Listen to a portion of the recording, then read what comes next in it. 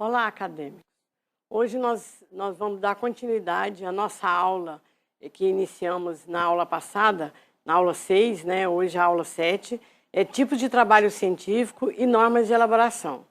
Então, nós vamos dar continuidade ao que nós iniciamos para sabermos fazer um trabalho científico, né?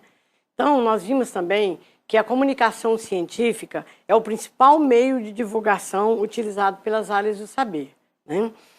Quando se faz ensino, pesquisa e extensão, a forma de divulgação é por meio da comunicação científica, né? Então, vamos ver hoje, mais uma vez, o que é artigo científico e vamos dar continuidade para que vocês saibam fazer um artigo científico.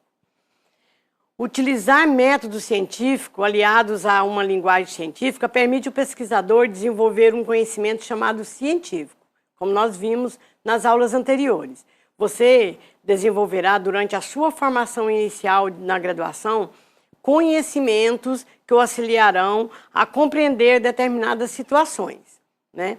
Esses conhecimentos que vocês vão ter durante a graduação o habilitarão ao término da graduação a ser um cientista de sua área de formação, né? Durante toda a sua graduação, você vai exercitar o pensar e o escrever sobre o corpus teórico da sua área de formação.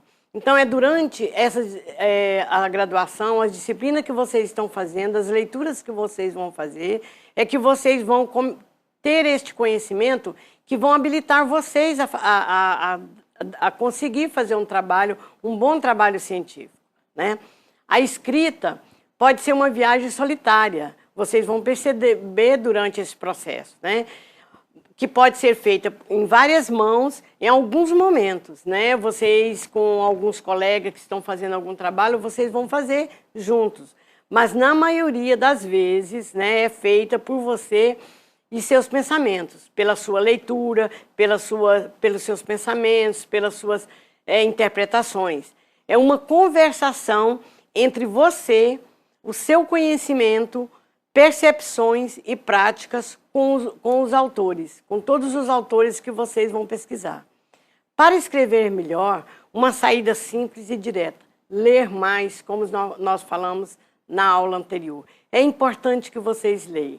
Vocês não vão conseguir fazer um trabalho científico se vocês não leem, não tiver leitura para isso. Então, o que é trabalho científico? Um artigo científico. Expor de modo organizado e sistemático as ideias que vocês têm sobre determinada realidade. Então, vai ter uma sequência lógica, onde vocês vão organizar a ideia de vocês, organizar os textos de vocês, para poder vocês conseguir fazer o trabalho científico, um artigo científico. Vamos ver agora a composição de um artigo científico. Ele tem 3 composições. Ele tem 3 tipos de artigo, que são o artigo argumentativo, que é em que fatos são apresentados, problematizados e sintetizados para se chegar a uma conclusão sobre determinada situação. O artigo analítico é em que são apontados elementos específicos e apresentadas relações existentes. E os artigos classificatórios, em que o tipo e aspectos mensuráveis são apresentados e analisados.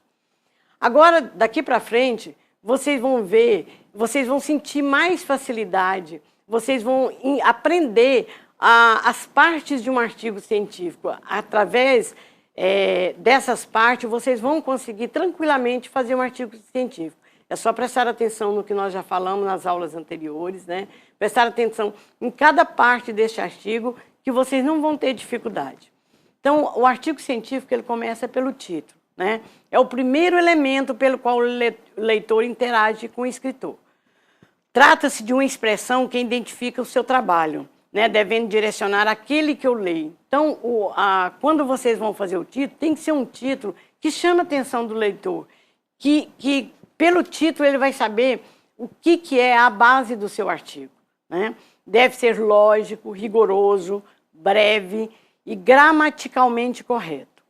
Mas pode assumir também uma forma poética também, dependendo da capacidade intelectual do seu autor, né? como vocês estão vendo, o título é muito importante, é a primeira parte importante do artigo. Depois do título é a autoria, é a identificação do autor ou dos autores do artigo, né? Acrescida da sua qualificação, ou seja, as suas credenciais acadêmicas. Normalmente o autor é conhecido por seu nome completo, mas pode utilizar abreviações ou simplificações do seu nome, né? Como você gostaria de ser conhecido cientificamente.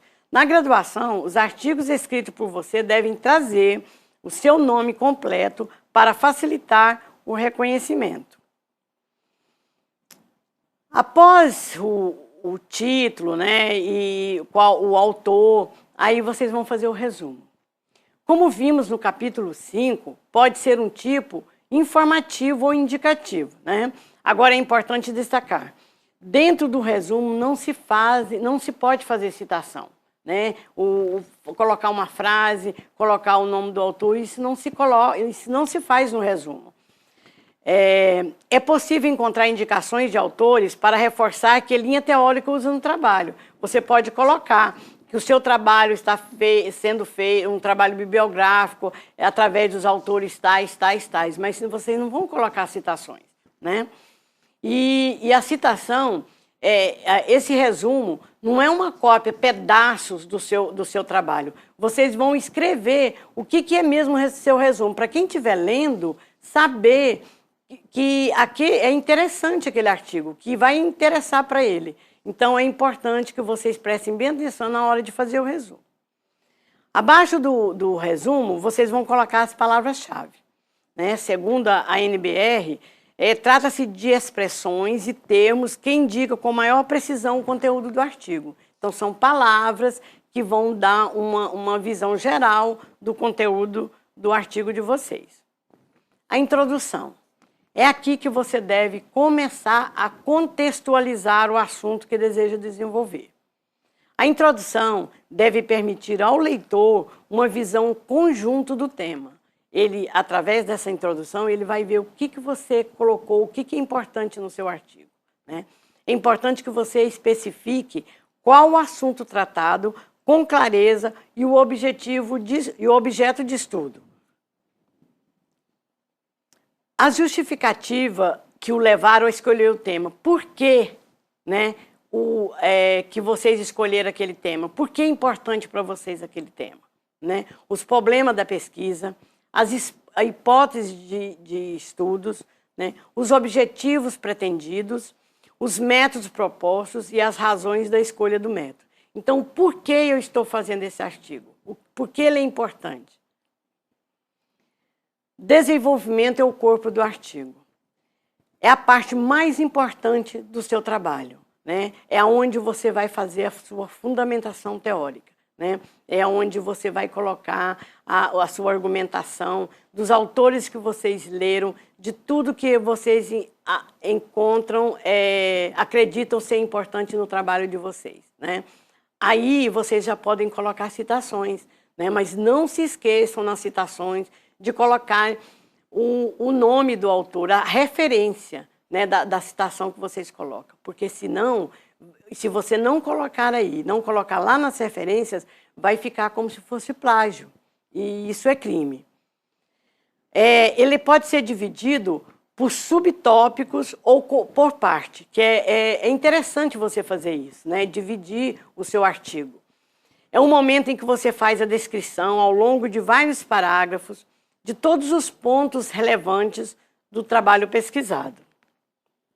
Normalmente inclui a fundamentação teórica abordada e os autores utilizados, né, que nós já falamos, os métodos utilizados de forma minuciosa, os resultados alcançados, seguindo-se uma metodologia, o método que vocês utilizaram, que vocês escolheram para fazer o trabalho de vocês.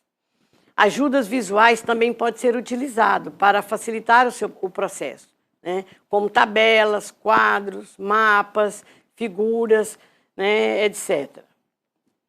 Na conclusão ou nas considerações finais, que vocês podem usar essas duas palavras, conclusões ou considerações finais, né? É a parte final do seu artigo. Você expressa sua posição de forma clara e direta.